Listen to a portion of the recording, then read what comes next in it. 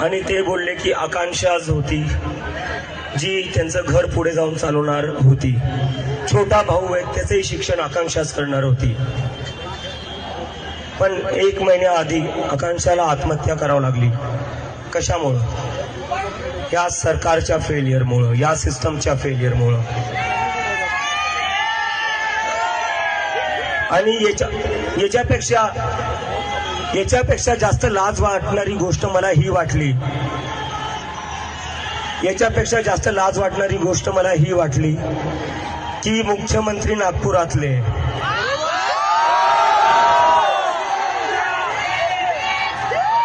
देवेंद्र फडणवीस साहेब स्वतः नागपुरात राहतात आणि आकांक्षाच्या घरापासून 500 मीटरवर देवेंद्र फडणवीस साहेबांचं घर आहे.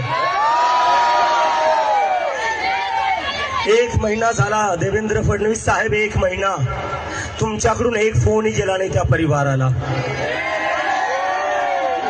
चला आम्ही समजू शकतो की तुम्हाला जिम्मेदारी घ्यायची नसेल. तुम्हाला वाटत असेल केंद्र सरकारची चुकी, नीट केंद्र सरकारची एक्झाम आहे. तुम्ही तर महाराष्ट्राचे मुख्यमंत्री आहे, ती तर महाराष्ट्रात राहत होती, तुमच्या घराजवळ राहत होती, तर माणुसकी म्हणून तुम्हाला एक फोनही करता नाही आला का?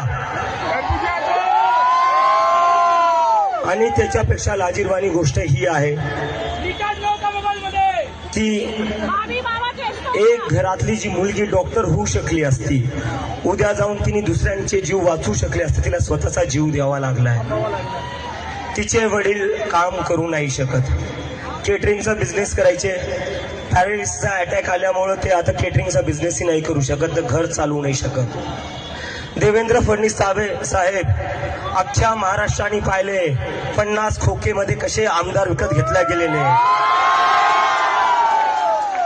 त्या 50 खोक्यामधला एक खोका जरी आकांक्षाच्या परिवाराला भेटला असता तर आम्ही तुमची इथून तारीफ केली असती की तुम्ही आकांक्षाच्या परिवारासोबत उभा राहिले.